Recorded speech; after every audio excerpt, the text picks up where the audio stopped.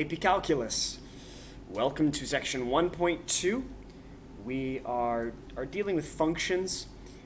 Mostly we're going to talk about domain, this thing called whether or not a function is even versus odd. Look a little bit about it. Look a little bit over its graphing, and yeah, it looks like we'll be ending it up with piecewise. So a lot of stuff from pre-calculus all last year and a few new things as well. So let's get to it. The domain, if you recall, is basically where the function lives. And we're determining basically through its x values where it lives. The two primary rules are you can't really have an even root of a negative number in real number land, and we can't divide by 0. So you're looking at this and you're thinking, okay, polynomials are pretty safe. Rational functions, ones with variables on the top and bottom, we need to check out where the bottom equals 0. So right away, x cubed minus 4x equals 0. And that's a problem. Is a problem.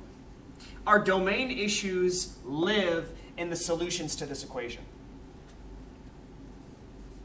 But solving it's a simple factoring technique. We can divide out an x that they both share, leaving us with x squared minus 4 inside the parentheses. That group is actually a difference of squares polynomial, which means it's got a very simple factor, or a very, very simple factoring procedure. You basically square root the first term, x times x, square root the last term, 2 times 2, and then it'll be minus plus with an x tagged along at the end. So the solution to this equation are going to be, well, x can equal 0, or x can equal 2, or x can equal negative 2. Those are the spots where we have domain issues. So when you talk about something like what's the domain of this function, if those are the three solutions to the bottom equaling 0, well, you're going to say this function lives everywhere, all reals, if you remember that symbol, except at x equals 0, x equals 2, and x equals negative 2. And you'd write it as x can't be negative 2, 0, 2.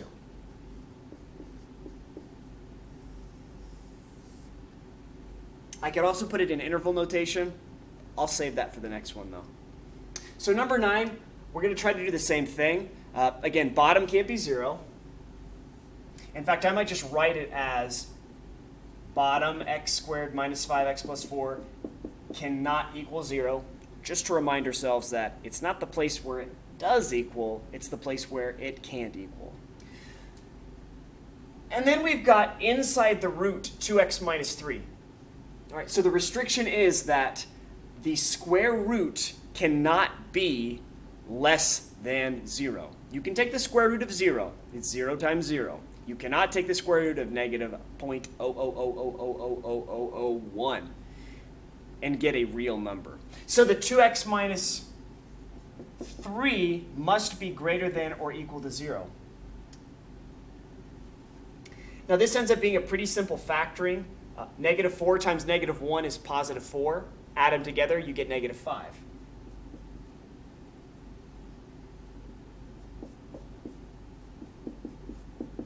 So these are the two factors that can't be 0.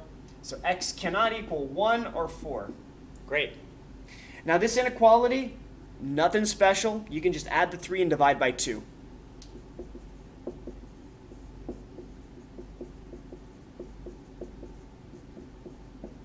So x has to be greater than 1.5.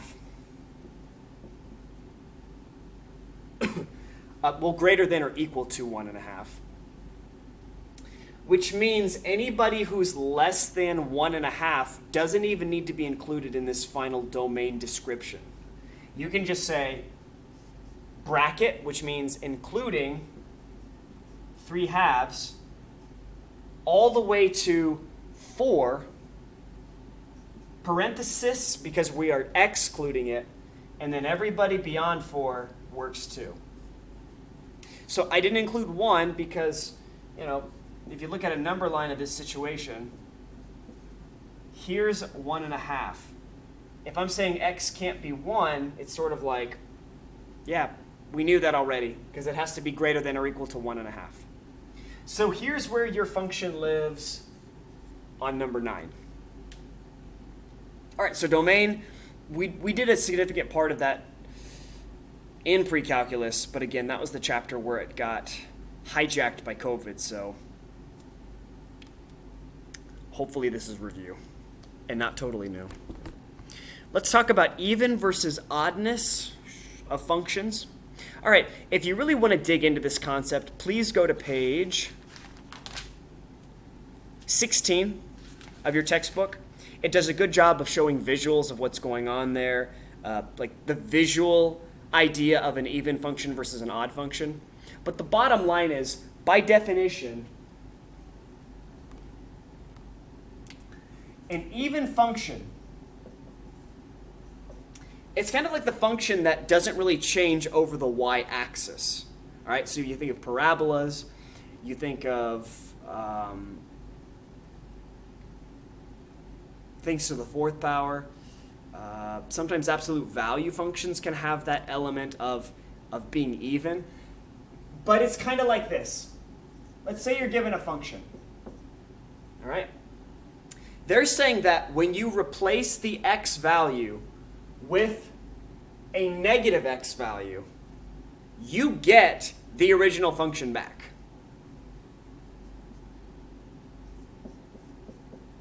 So what's an example of this? I'll just choose a very basic one, a parabola.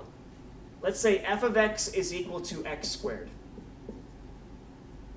If I were going to test its even nature by doing f of negative x, that just means I'm plugging negative x in place of a regular x, but then leaving all of the exponents pretty much the same. So what is negative x squared? Well, that's negative x times itself. A negative times a negative is a positive. X times x is x squared. Positive x squared is what we had at the very beginning. Therefore, it is an even function. That's what it means to test its even nature. Now, if you did the same thing for an odd function,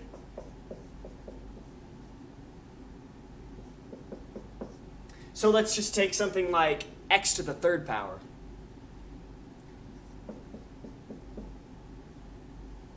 If f of x equals x to the 3rd power, and you replaced the x with a negative x, you should come out with the same function, but there's a negative that went through the whole thing. And this is how you would denote it in the definition. So we can test this by saying what's negative x times negative x times negative x. Well, these are all basically negative 1s. So negative 1 times itself 3 times, positive 1 twice, 1 more, positive times a negative is another negative, so it's negative 1 x to the 3rd power. It was x to the 3rd power. I plugged a negative x in for the x, and it became negative 1 times the original function. So it would be odd. So let's just test A, B, and C using that definition right there.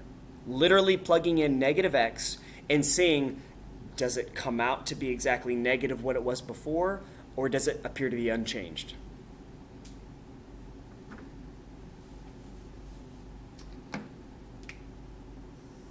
So for part A, f of negative x equals 5 times negative x to the 3rd power plus 2 times negative x.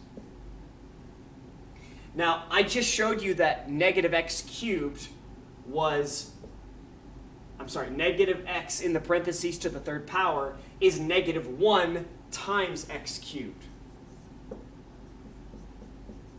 And this would just be minus 2x. So negative 5x cubed minus 2x. In comparison to the original function, here is our new function. Everything's exactly opposite of what it was before. So you would classify part A as odd.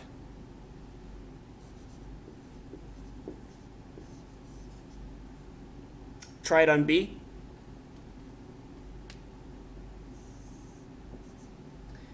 F of negative x equals the absolute value of negative x minus 3. Can you still see that? Yes, you can. So here's what I'm going to do. I'm going to say that the negative x is the same as negative 1x. And you can actually, you can break apart absolute values if they're all being multiplied together. Like I've got negative 1 times x inside the absolute values. So it's the same as the absolute value of negative 1 times the absolute value of x. Absolute value functions have that property. Now the absolute value of 1, so equals, absolute value of negative 1 is positive 1. And it's still multiplied by the absolute value of x minus 3. And anything times positive 1 is just itself. So here's what happened. We started out like this, and we ended like this. We plugged in negative x for the x, and there was absolutely no change from the original. Key indication that it's an even function. Oh my goodness, is that even did I write that down correctly? Let me check this.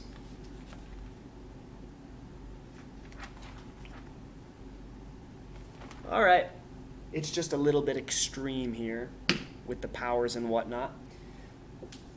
So we're going to try negative x. So I'm going to use brackets.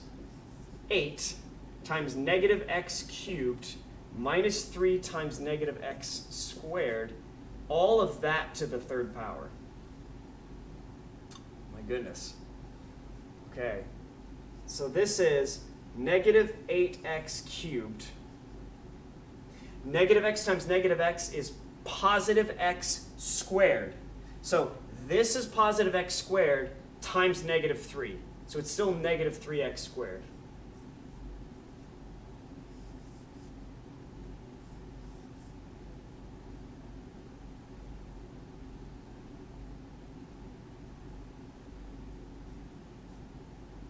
Now, at this point, I could try to expand the whole thing.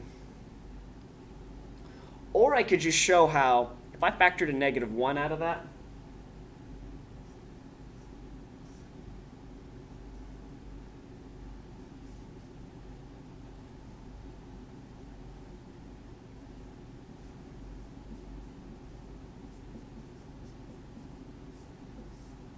that kind of helps take care of the situation. So I took this right here and I said, divide this part by negative 1, divide this part by negative 1, and you get negative 1 times all this. Now, if I put a negative 3, or if I apply that cube to both parts, it makes it negative 1 times this whole thing cubed.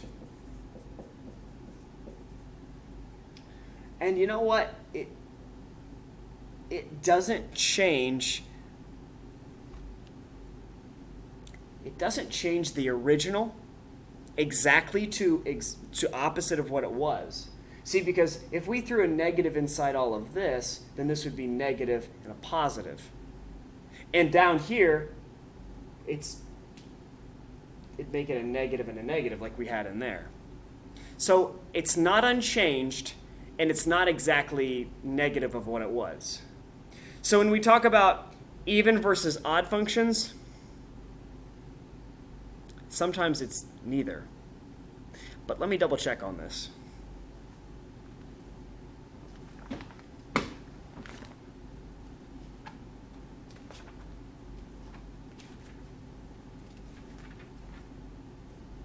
Yeah. Just wanted to make sure. I thought that function was neither, but it seemed a little bit, making a video here. All right, I'm going to stop the video, and we will charge forward with some actual graphing. So get that graph paper ready.